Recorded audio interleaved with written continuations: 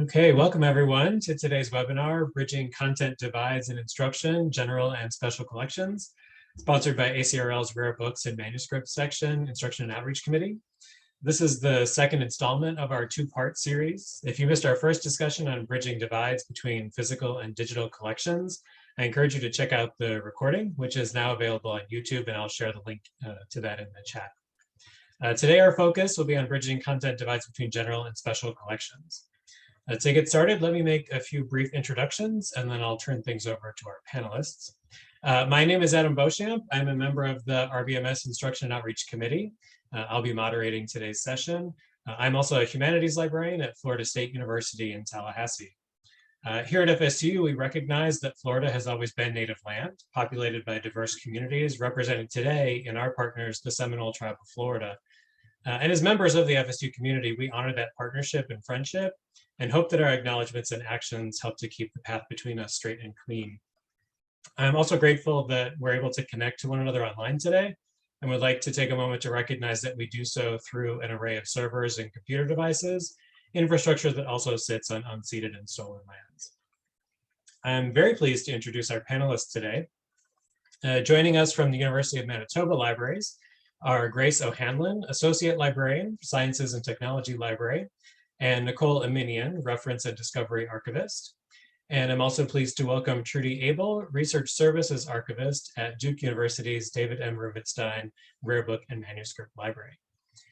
Finally, I'd like to thank Anna Franz, Assistant Head of Access Services at Yale University's Beinecke Rare Book and Manuscript Library, and fellow member of the RBMS Instruction and Outreach Committee for assisting me today to monitor the chat and the Q&A. We'll begin with Grace and Nicole's presentation, followed by Trudy's presentation. And if all goes according to plan, we should have about 10 to 15 minutes at the end for questions. Feel free to use the Q&A feature in Zoom to post your questions through the session. Also, the chat is available for that. And we'll get to as many of those as we can at the end. And so with that, I'll step off the stage and hand things over to Grace and Nicole.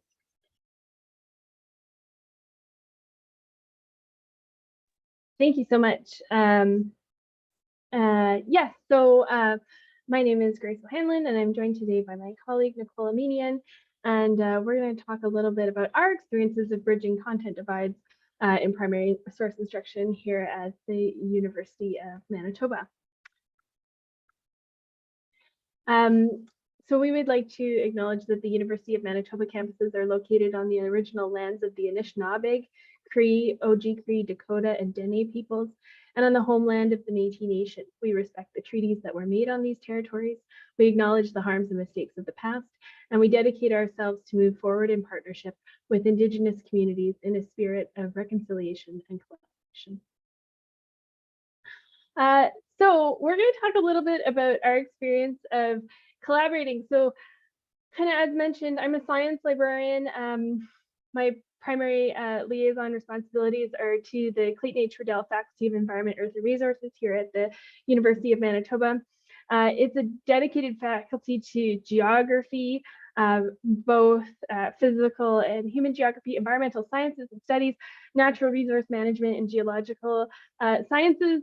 And I put this picture, this is me on holidays, and a number of years ago, but what it kind of highlights all the different parts of how my responsibilities as a liaison librarian kind of interact. So we've got climatology, we've got meteorology, we have environmental sciences, a little bit archaeology. This is me on holidays. Tourism studies is also located within that faculty. So this idea that it's quite a multidisciplinary faculty that bridges social sciences and those physical sciences, and it kind of was the opportunity and the environment that led us to be able to kind of start this collaboration between the science library and then Nicole's work in the University of Manitoba's archives and special collections. So as mentioned, it was kind of unique in terms of librarian support because it was a bit of both.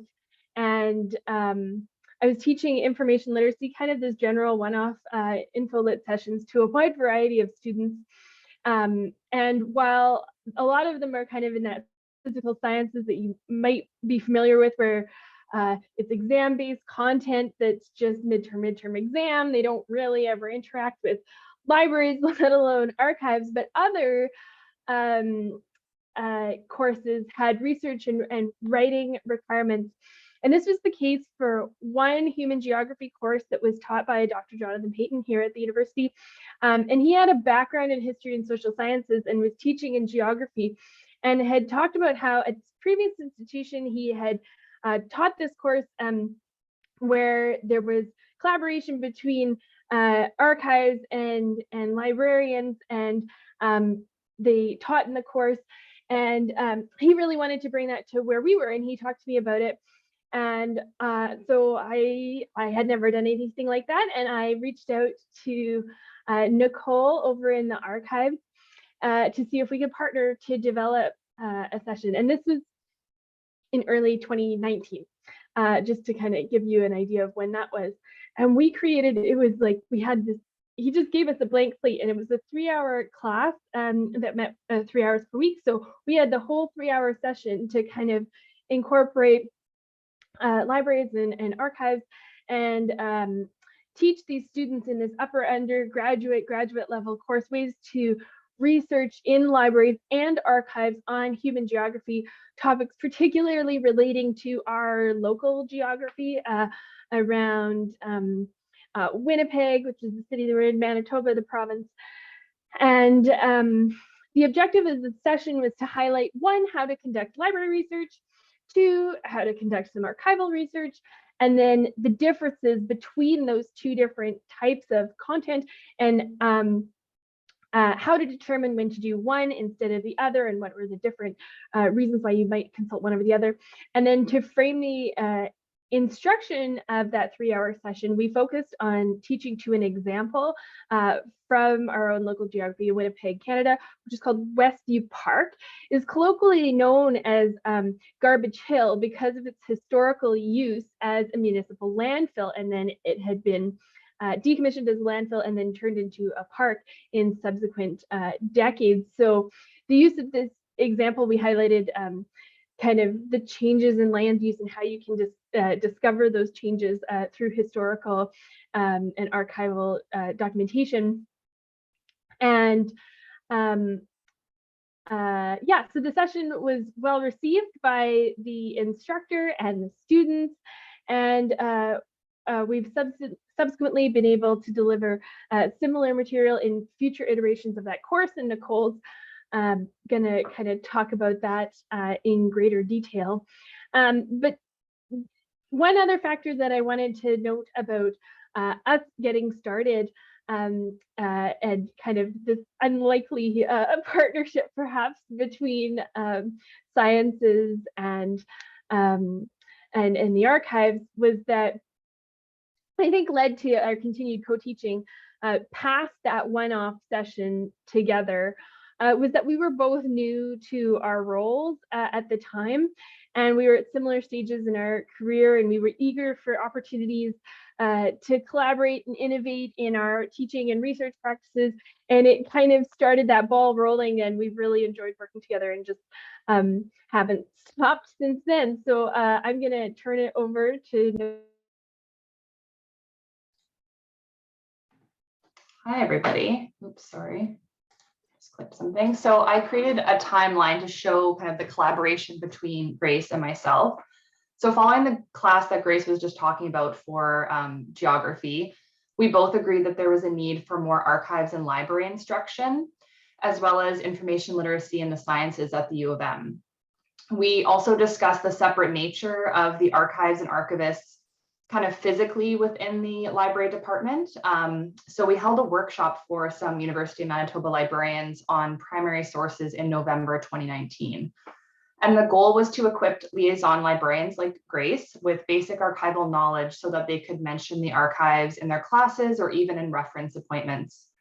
Unfortunately, we held it following a long weekend, so we had a bit of a small turnout, but we thought it was successful for those who did attend.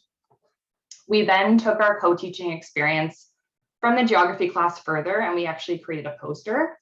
And the poster was accepted at the Canadian Association of Geographers Conference held in Winnipeg, Manitoba in May 2019. So the timing really worked out for us that the conference was there. And we focused the poster on the 3-hour session that Grace was talking about and how this exposure increases students' research skills and networks of support for their coursework and careers. So we discussed our motivation, the process of the class, which included a project research checklist that we handed out to students, and our conclusion of the experience. Overall, we felt this was a great exposure to any academic geographers at the conference and discussing how librarians and archivists could add to their classes and/or research. Traditionally, many librarians teach workshops at the University of Manitoba, and Grace and I agreed we could do a general workshop for graduate students, which we called Historical Topics Research. So that workshop focused on conducting historical research, and we decided to use a science topic for the search example. One, because science is great and Grace is in the sciences, and that was really kind of an area that I felt was really important to kind of push the archives into on campus. And so for both sessions, we focused on finding library sources and archival documents related to Dr. Frank Allen, the founding chair of the physics department at the University of Manitoba. Our session in February 2020 that we did for that workshop was in person. So I was actually able to pull a bunch of records related to the sciences. However, due to COVID, we held our May 2021 workshop as a virtual session. So I was unable to pull physical records, but we did actually have a much better turnout with our virtual session. And I just kind of wanted to note that the virtual session kind of confirmed my previous assumptions, and I think Grace's too, that coming to the archives on the 3rd floor of the library is actually a barrier to some students, and not just physically to travel to the top of the library, but that many students have a lack of familiarity with the archives, which make them hesitant to come to these workshops or events, kind of the unknown of what the space is going to look like, what we're going to talk about, even if it has anything to do with their area of research. So we felt like a virtual space was easy for students to kind of just drop in and pick up a little bit of knowledge, which may or may not assist them in their coursework. So Grace and other science librarians at the U of M taught an undergraduate level 3-credit course about information literacy in the sciences in 2020, and it was kind of the first of its kind at the university.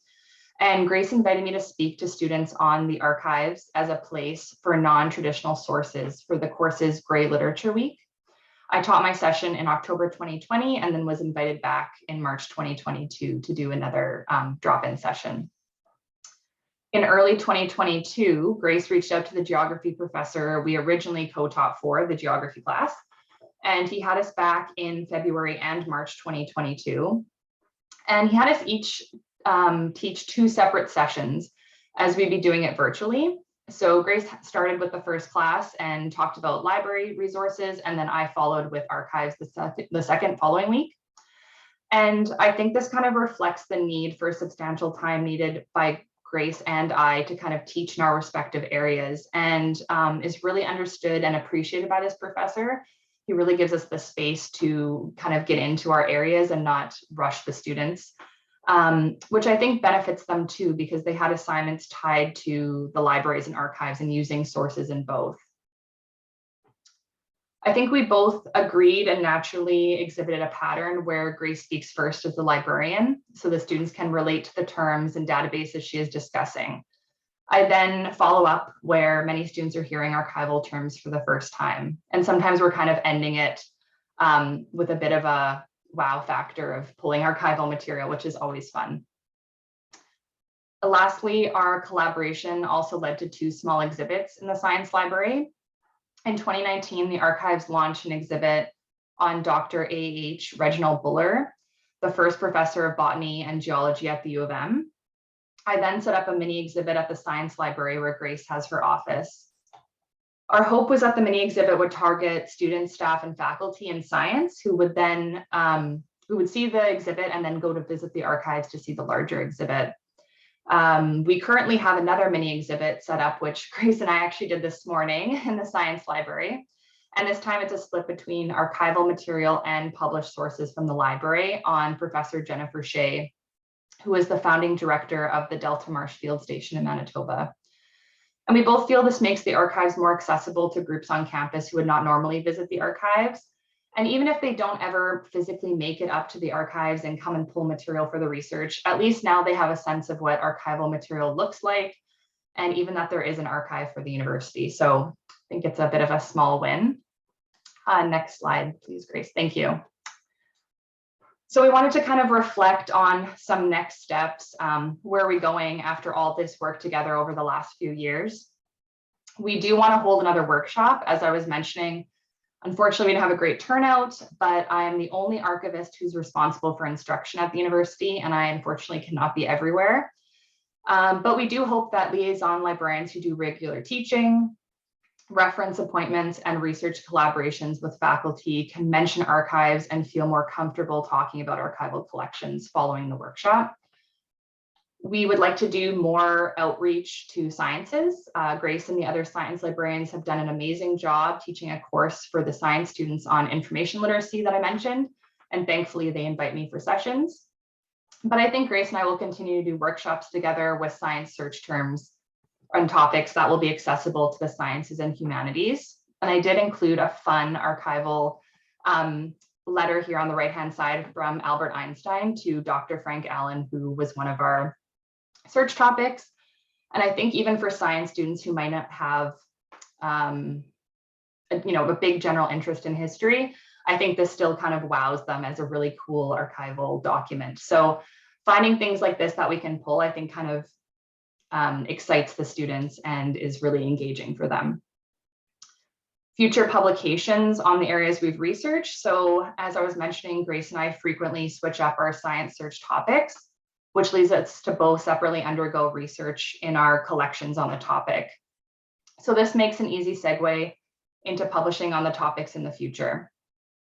And we are currently working on a column in the Journal of Academic Librarianship this year on our experiences co-teaching as a librarian and archivist in the sciences. Next slide, please, Grace. Thank you. On the right is a nice picture of what was formerly Garbage Hill, now Westview Park. As you can see, it's kind of in the transition stage between being a landfill and turning into a park. And so that's one of the photos that we used when we were teaching the course together. So also kind of part of our reflection is our effect on teaching other classes kind of together and collaboratively. And I think overall, I have a much better handle on collections created by scientists and related to science. I think this not only benefits the science classes I teach, but I can highlight these collections for humanities students as well. I've noticed a huge difference between in-person and virtual workshops and classes, which I mentioned related to the turnout earlier, specifically related to the archives. But I've also kind of followed the librarian mode of searching databases now. I've picked up a lot of tricks from co-teaching with Grace, and so now I cater many of my classes and workshops to searching archival databases. I provide more archival workshops to the U of M community as well as the general public. I provided 3 this year. 2 were called Introduction to Archives, where I was teaching basic archival terminology and what archives hold. The 3rd session was called Exploring the U of M Archives, where I focused solely on how to find, view, and use archival records from the archives. And lastly, as Grace had mentioned, I had just started my position in July 2018. So the class with Grace was 6 months later, and I learned a lot from her as a new professional. The first class we co-taught together, Grace had some great handout ideas, and I now create handouts for classes that have assignments related to the archives, in which I provide links to collections related to the topics. I also just want to kind of end off saying before I hand it back to Grace that I think co-teaching is so important, and I think especially so between a librarian and archivist, and a great way to evolve the way you teach. It also benefits the students in our classes or workshops who meet and learn from a librarian and an archivist, and that they can reach out to either of us at any time during their course or after for assistance. And I think we would both agree we're constantly learning new things from each other. And I'll hand it over to Grace. You. So Yeah, I just wanted to kind of add a few of the things that I had discovered through this collaboration about the archives, also about my own teaching, and kind of how I can incorporate archival collections and research into the work that I do over in science. And firstly, it introduced me to this potential. And as a result of our collaboration, I talk about archival collections and archives as a potential source of information for students and faculty, much more than I ever would have. Also, it's made me more knowledgeable about what is available in our local archives here at the university, and even a little bit more beyond, because I learn something all the time when I'm hearing about archives generally, and so I can recommend those to faculty and students as well. I now repeatedly, as you kind of heard, invite Nicole to various courses I'm teaching, and recommend that faculty reach out to her as well. And I learned, in addition to all of those things, in terms of the great resource, just in terms of kind of a pedagogical practice, archival teaching is, and teaching about archives, is so much more tactile and a more engaging teaching than some of the teaching that I was doing as a science librarian. And I guess by nature of kind of the type of teaching that I do a lot of as a science librarian, it's primarily electronic resources. Yes, of course, there are still relevant physical locations and items to science, but a lot of it's electronic. And so even that example of the Albert Einstein letter and that kind of thing, it gets way more traction and kind of engagement and interest in the classes than anything. Like, I think what we put libraries first, Nicole says, because they are more familiar with libraries. It's more because we put the showstoppers at the end of our sessions with how engaging and interesting archival materials can be.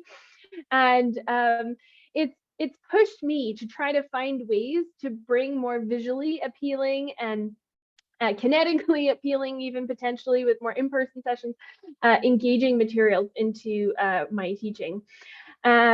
And it's exposed me to this different type of information organization. There's sometimes this blanket assumption that librarians are well versed with archives as knowledge organizations because they are adjacent to libraries, but I knew very little before I began this collaboration. And I tell Nicole every time that she teaches and we co-teach together, I learn something new every time. And that knowledge for me as a liaison librarian can only enhance what I'm able to provide as a liaison. And kind of what Nicole was saying, at the size of our institution, there's only one Nicole, but there's about 30 liaison 20 liaison librarians working out in. So Nicole can't necessarily get out into all the faculties and be talking about collections, but the more that we're familiar with the archives, the more connections can be made there.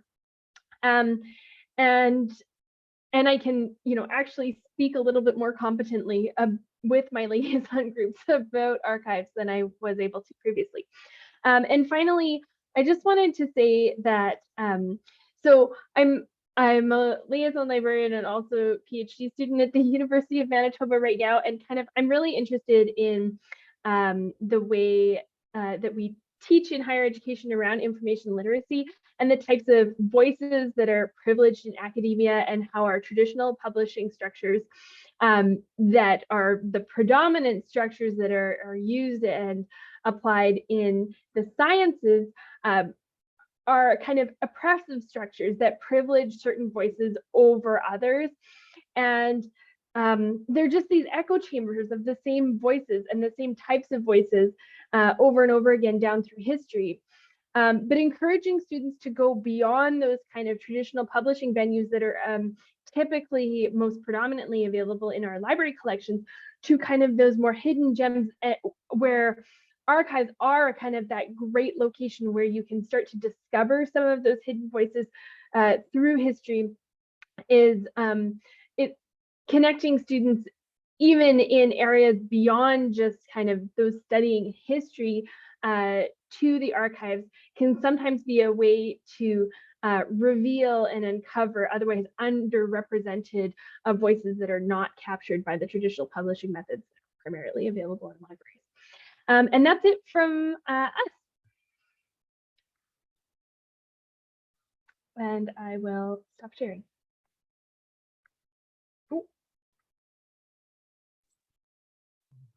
Thank you so much. Always great to hear about these sorts of collaborations. As a liaison librarian myself, this is very close to my heart. So just a reminder to attendees that if you are reflecting on this part of the presentation, now's a good chance to put in those questions in the chat of the Q&A, and we'll get to those right after the next segment, led by Trudy Abel. So Trudy, go ahead.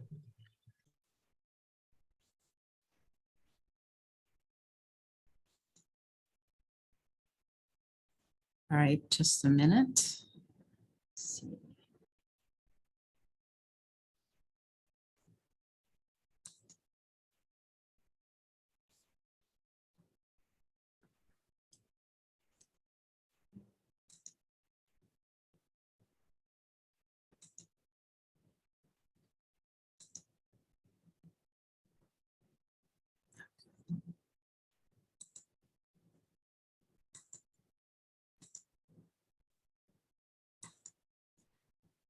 All right, thank you. So I wanted to start by talking about a project that I've woven into a number of humanities classes at Duke through the Archives Alive initiative. And I wanted to talk very, very briefly about that, excuse me, and then kind of get into what are the kinds of work that our students are doing. So to give a little background, into 2014, 2015, I launched the Archives Alive initiative. The idea was to create innovative courses which would be more immersive, and students would come into our teaching spaces with their faculty member, and all semester long, in a semester long course, they would interact with archival material, or in the case of a number of these classes, rare book material.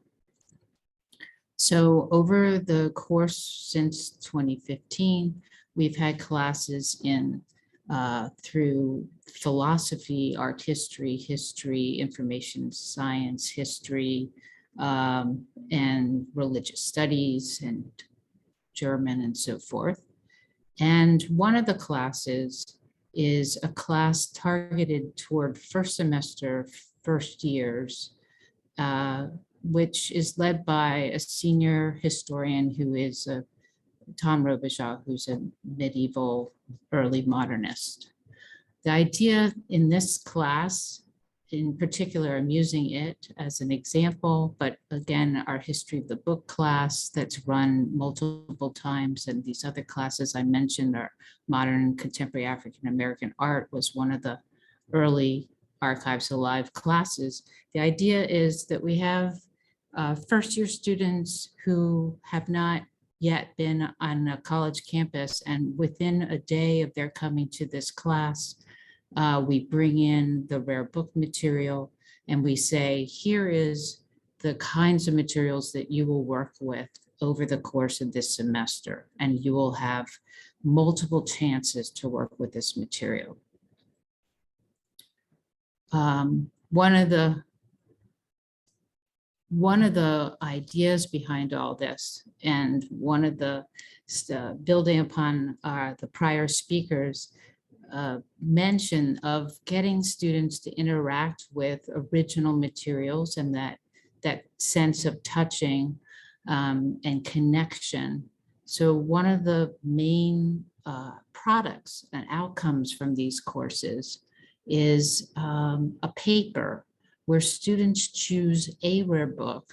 In many of these classes, it's a rare book that they're focused on, and they get to choose whatever title among all the numerous things that we have brought to class, and occasionally somebody will pick a title that had not yet come to class. And the faculty member asked the students to reconstruct the cultural and intellectual history of the time period when the book was created and circulated. So that Tracing the Lives of Books project will come up in a number of different kinds of classes. And here I think is a good example of how much general collection material is brought into the class through all these projects that these different students have. They have different books from our 15th century, 16th century, 17th century, and up through usually 18th and early 19th century. And some of the questions they might come to us for help is say, how do I find a translation of this book? And the kinds of materials that we will help them find are the secondary works, reference works, which usually the students become really interested in the history of the book. And there are numerous reference works that could be very helpful on understanding print culture in a particular moment. And the newspaper databases that are part of our general collection are extremely helpful, as I will try and explain with a few examples. JSTOR, of course, is wonderful for so many of these students as a way of finding the work of scholars who thought about the history of the book in their particular historical moment, or perhaps the history of the printer who issued the book or the pamphlet, that they are studying. And then you'll see that in many cases, some of our students go to using ancestry.com in an effort to find out something about an individual who owned their book. Maps, of course, can be a lot of fun to work with. And again, these are really often maps that are available digitally, but can help the student locate, in the case of Elizabeth Blackwell, who was an herbalist or wrote a book in botany, where she was relative to the garden that she did much of her work in, and so forth. And finally, when thinking about what we have to offer in the terms of the general collection, I'd like to think of WorldCat as a tool for helping students do some really innovative research. So what I'd like to do is talk a little bit about that in a moment. But what I wanted to do before diving into WorldCat is to give you just one example of a paper that was written by two undergraduates, Andrew and Cameron, basically 4 years ago. They graduate in a couple of weeks. And to give their inquiry into the life story of Mark Catesby's natural history of North Carolina, Florida, and the Bahama Islands. So Andrew and Cameron started with this power, what I like to call the power of WorldCat lesson that we did in class. And they built on their findings, but they used WorldCat in part to locate some monographs that would help them contextualize Catesby's work. And then they used some of the subscription databases. The Burney collection newspapers were super helpful to them as they tried to understand how an immense, complicated and expensive work like Catesby's natural history would have been issued in parts, and how long did that printing process take and how long did those, how much did it cost for consumers to purchase a part of that work. And then, of course, they looked to JSTOR for some historical content for the history of reading and understanding the European book marketplace. They also used some reference works that one, the Cambridge history of the book would have been available as a digital product, but the other, Plomer, would have, because of copyright, they actually used the analog version. So what I like to do in these classes is have a lesson that might actually be an in-class kind of activity, or it could be something that you would introduce in class and then have students write a blog post. But what I want to do is have students think about WorldCat as a research tool to helping them uncover the literary marketplace and help them understand the ways that they can use the WorldCat to see something about the printer and the universe of publishing or printing. So there's a handful of questions that are a good place to start in terms of first getting students to recognize that WorldCat can be very helpful in just knowing how many other libraries have an edition of the text that they are studying, that they have chosen to study. Where are those other texts? And it can be super useful for students to locate a translation of their work, since so many of the books we're teaching with were authored in Latin and German. It often is the case that people might ask, does a translation of this text exist? And of course, WorldCat could be very helpful to finding that answer. But the real fun that the students seem to have with WorldCat as a research tool is asking questions about who was printing in a particular town and place. What was the print universe like? Who and what kinds of texts came from the print house? Who were some of the engravers or the artists, and these kinds of questions. So, so what I want to do for a minute here is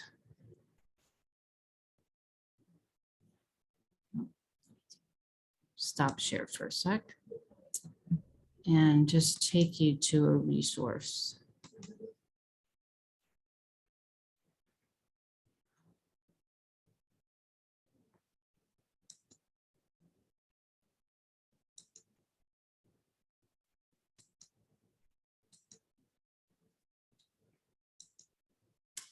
So what I wanted to do in the last few minutes of this presentation is show you that I've pulled together some materials about this approach and have put together some resources here under the Tracing the Lives of Books to make it easy to see the sequencing of how one might teach and take this approach into a variety of different kinds of classes. So the power of WorldCat is a place where I've put a PDF of a kind of lesson that you would do with the students to show them how they could use WorldCat to find a translation, find information about printers, the competing marketplace, and those kinds of queries that they can do. But I think one of the things I feel might be most valuable is that FAQ on this site, and the FAQ is meant to represent the kinds of questions that students might ask about how do I use WorldCat, or how do I find an English translation. So what I've done here is sort of pick commonly asked questions and then sort of put in WordCat screenshots and examples of how to do those kinds of searches. So the kind of coverage you'll have is how to find an English translation, how to use the WorldCat to find digitized copies. But what about, let's say, how to explain to students the ways that they can creatively use Google Books to try and find mentions of their texts, what other scholars might be using their, discussing their texts in the history of art or in economic history, by putting in these book titles, these 16th century book titles, they may come up very quickly with some secondary sources that could be really valuable. And another wonderful source, which many of you use already, but I think has been really valuable to our students, is JSTOR, and helping them know that they can search for the author, the title of the book, the printer's name, and the town where those books were published to try and get scholarship about that time period. And then, of course, a lot of students are interested in the visual aspects of the book. So they might be interested in knowing about the printer, the illustrator, the engraver.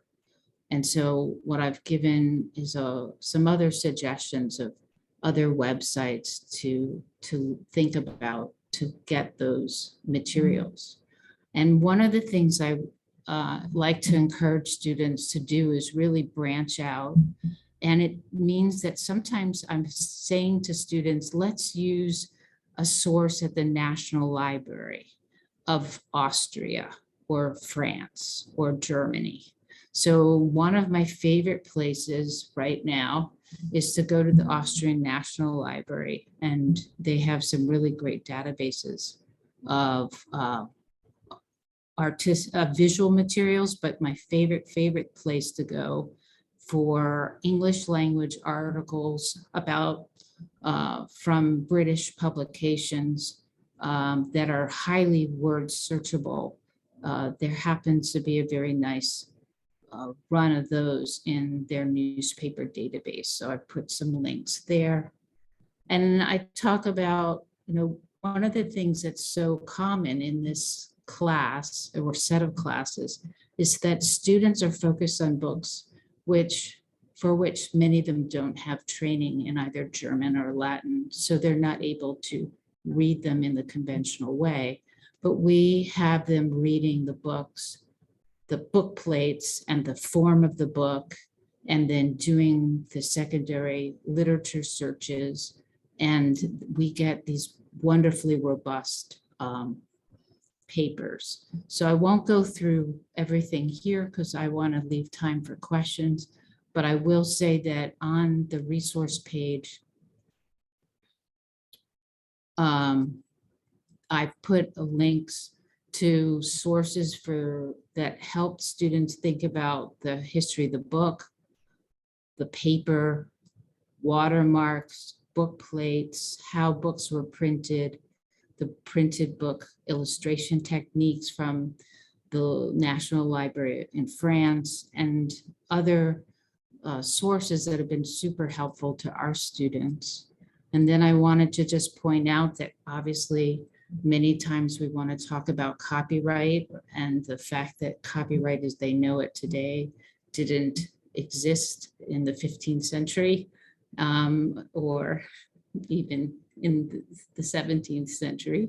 So there's all sorts of wonderful sources here for getting to know that copyright and what the concept of public domain is.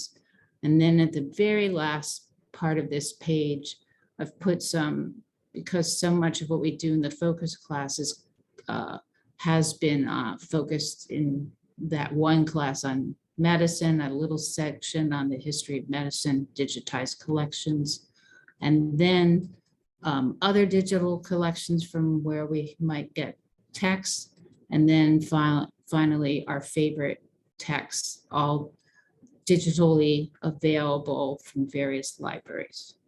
So I think with that and noting the time, I will stop sharing and let our moderators continue.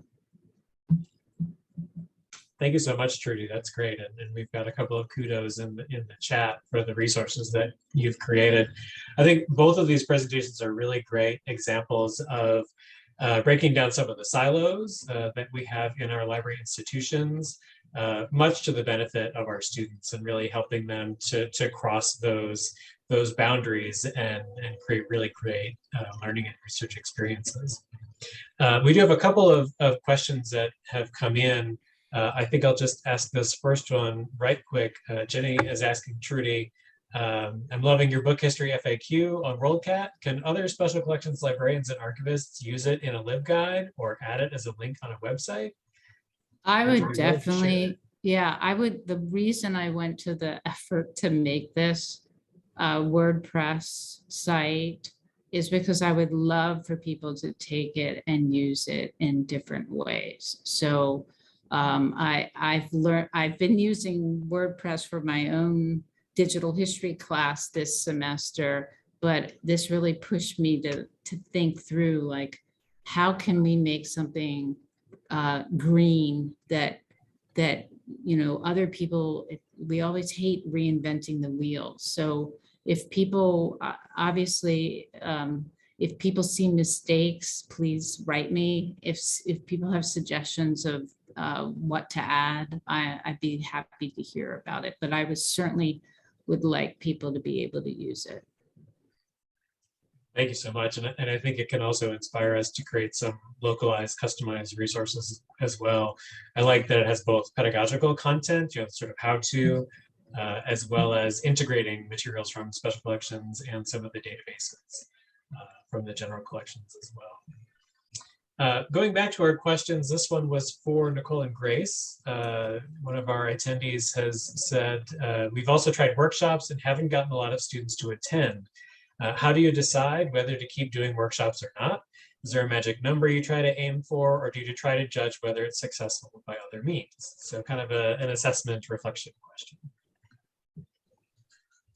I can start off with that, Grace, if that's okay. For archives, I would say I think we get lower numbers typically than libraries workshops, which Grace, you could probably correct me if I'm wrong, but for the first in-person workshop that Grace and I did together on historical topics research, where we co-taught, there were only 3 people in person, which to us seemed really low, but we actually got a really good one-on-one chat with all 3 of those grad students. And I think they left with so much more knowledge than we would have been able to give them if it was just kind of a quick, big, large group. Virtually, the second time we taught it, we had about 15 to 20 students. Again, not a huge number, but I had a ton of appointments with people after who were talking about publishing, doing archival research. So for me, that's a huge win for archives. I'm not looking for huge numbers, so I would count those as small successes. Yeah, I think kind of similarly, it's kind of, to me, a bit of an archive marketing exercise as much as anything else, in that you don't know what you don't know as an academic at any institution, if you know, about what's in the archives, what types of collections are the mandate of that archives. Like, it's different for every archive. So unless you have any exposure, you won't necessarily know, or seek it out. But like, how do you know if you don't know?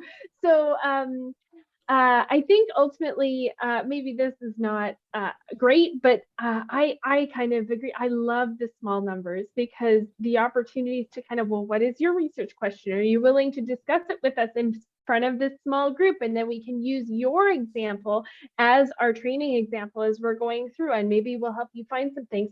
And so for me personally, even one person is not too few. Maybe that's not great in terms of bang for your buck, I don't know, but even having the advertisements for the sessions on the general library's website, those things, I think that you can't underestimate the power of that kind of marketing of archives in more library type venues.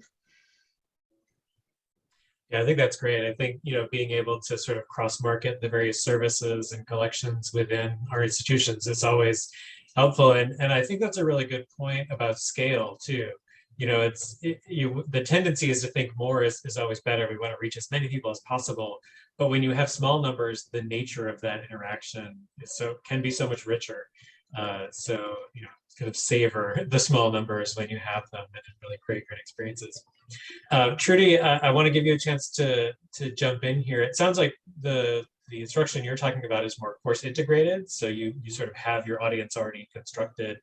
Do you also have open workshop and kind of think about those numbers or other assessments? The only thing that is a little bit different is we have done over the last couple of years a graduate summer academy, which is just a 5-day, 2-hour interdisciplinary graduate student mix of people. And the theme of that workshop is teaching with archives, or teaching with, because of COVID, teaching with digital archives.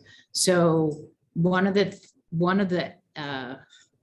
if any of you were interested in taking what is on the WordPress site that I did and wanted to work with graduate students, I would do the exact same exercise with graduate students, but I would have you do one thing differently. And I would have every student tell you ahead of class what languages they can read. And then I would group the students who are all Romance language speakers, and they would get a German text. And the students who know German and Latin, they would get Greek, and so forth. And the idea would be that you would set up the class to be like how my first years feel on the day that I bring in the new books from the 15th century that are ancient and old and cannot be read in that very traditional sense. So if you set up the graduate class like that, and then you make the graduate, they think you've made a mistake, and then later into the class, you have them work in groups. The Romance languages people are staring at German and they're talking about what can you do with this text. So. Yeah, that's a great idea. I love throwing materials at students in languages they don't read so that they actually have to focus on the materiality and things like that. It's excellent. There have been a couple of questions in the chat, and I think they're both kind of getting at the same idea of how do you allot enough time for the co-teaching experience where you're kind of coming at it from two different information literacy skills angles, or when you're trying to integrate different types of materials, physical and digital, special collections and general. How do you fit it all in?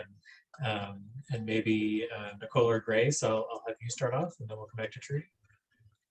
Yeah, and I saw Blake's question as well, that like we were so fortunate to have an opportunity where we are invited into courses where we do get an hour and a half, or however much time. But we have also had experiences, especially in those workshops, it's a tight 1 hour, and you got to co-teach it somehow. So basically, in my experience, our like bare bones, what we need to make it work is like 20 minutes for libraries, 20 minutes for archives. And then that like last 20 minutes is that kind of open. We try to leave it open so that, going back to the responses to the last question, that like if there's opportunities for those kind of conversations, or if it's in person, like looking at different things in person. So yeah, I think that's that's as parsed down as we've been able to make it a co-teachable thing would be about an hour or 45 minutes to an hour. I would just add that traditionally when we were doing it in person, we would leave that last chunk to actually show the students the physical material, where then they could kind of ask questions in that space. Whereas in the virtual space, we've had actual time to kind of answer more questions about the actual, like what we've actually taught and maybe research questions that the students have had. So I think there's pros and cons to each. If we get more time, I mean, we can do so much more, but we definitely can squeeze it in to 40 minutes. I think Grace and I have like, it's a well-oiled machine and we are like ready to tell everyone about libraries and archives. A tight lesson plan is so critical. Trudy, your thoughts? I think most of the teaching that I've done in these history book and the freshman focus class and these other Archives Alive classes, they're really in that typically that 1 hour and 15-minute block.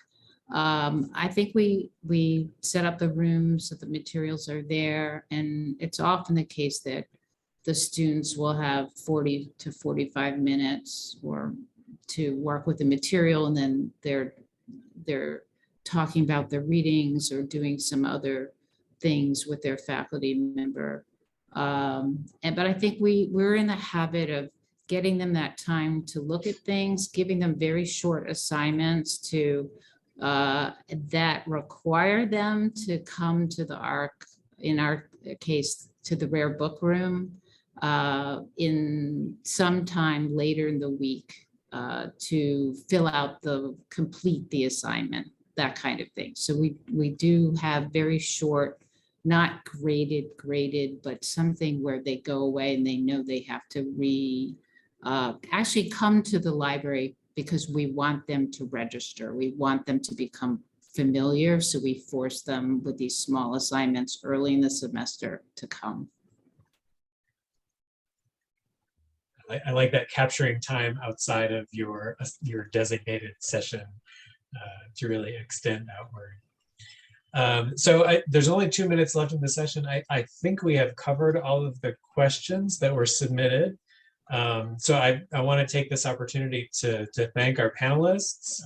Thank you, Grace, Nicole, and Trudy, for sharing your wisdom and your experiences with us. I think we all have a lot to take away. And thanks to Anna for helping me keep track of the many screens, windows that are open to make this thing go. It's my understanding the recording will be posted later, and I think everyone who's registered will get a link to that recording. Gina, is there anything else we need to do to wrap up our session today? Nope, you are all set. I'm going to stop your recording.